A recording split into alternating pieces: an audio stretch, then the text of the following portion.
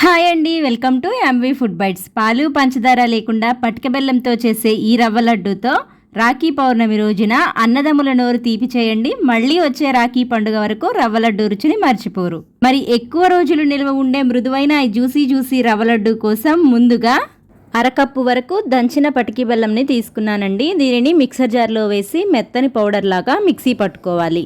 Mixie పట్టుకున్న అరకప్పు పటికి బెల్లం కాస్త మనకి మొత్తం పౌడర్లా చేసేసరికి 1/4 కప్పు వరకు అవుతుందండి. ఈ 1/4 కప్పు పటికి బెల్లం పౌడర్ని పక్కనుంచండి.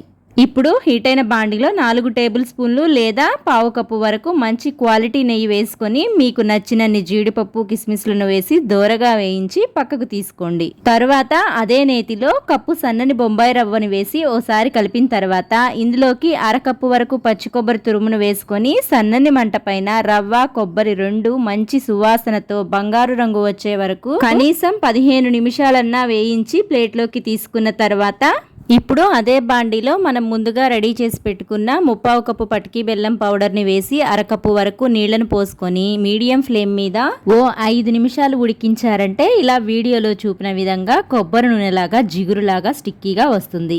ఇలా జిగురులాగా వస్తే సరిపోతుందండి, ఎలాంటి తీగపాకం రావాల్సిన అవసరం లేదు.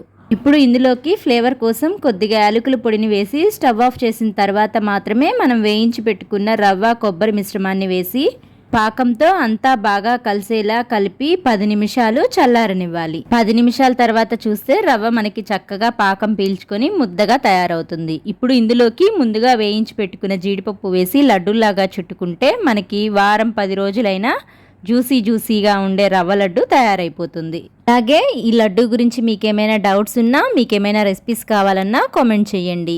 రెసిపీ నచ్చితే లైక్ చేసి మీ ఫ్రెండ్స్ అండ్ ఫ్యామిలీ మెంబర్స్కి షేర్ చేయండి. ఇలాంటి మరిన్ని సింపుల్ అండ్ క్విక్ రెసిపీస్ కోసం మన ఎంవీ ఫుడ్ బైట్స్ ఛానల్ని సబ్స్క్రైబ్ చేసి ఫాలో అవ్వండి.